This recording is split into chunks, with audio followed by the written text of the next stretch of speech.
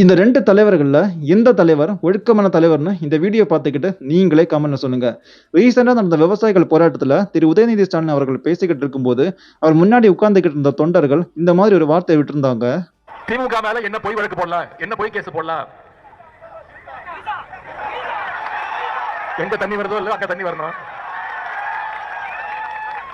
காவிரி சொன்னேன்.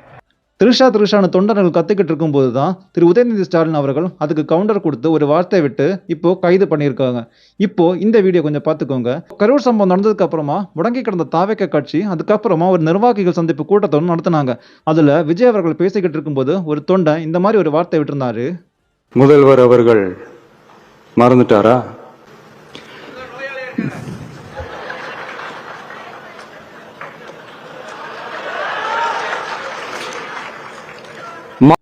இதுல விஜய் அவர்கள் பேசிக்கிட்டு இருக்கும்போது அந்த தொண்டன் அந்த தப்பான வார்த்தை ஒன்று சொல்றாரு. அந்த விஜய் அவர்களும் கேட்டுக்கிட்டு அதை கேட்காத மாதிரி கடந்து போயிடுறாரு. அவர் எதுக்கு இங்க வந்தாரோ, என்ன பேச வந்தாரோ அதை மட்டும்தான் தெளிவா பேசுவாரு. விஜய் அவர்கள் நினைச்சிருந்தா அந்த தொண்டன் விட்ட வார்த்தைக்கு ஒரு கவுண்டர் கொடுத்து இன்னொரு சர்ச்சையை உருவாக்கி இருக்கலாம். ஆனா விஜய் அவர்கள் அவர் கண்டுக்கவே இல்லை. அவர் எதுக்கு அந்த மேடையில வந்தாரோ, என்ன பேச வந்தாரோ அதை மட்டும் தெளிவா பேசிக்கிட்டு போயிட்டே இருந்தாரு. இப்ப சொல்லுங்க, இந்த 2 வீடியோ பார்த்துக்கிட்டு யார் ஒழுக்கமான தலைவன்னு?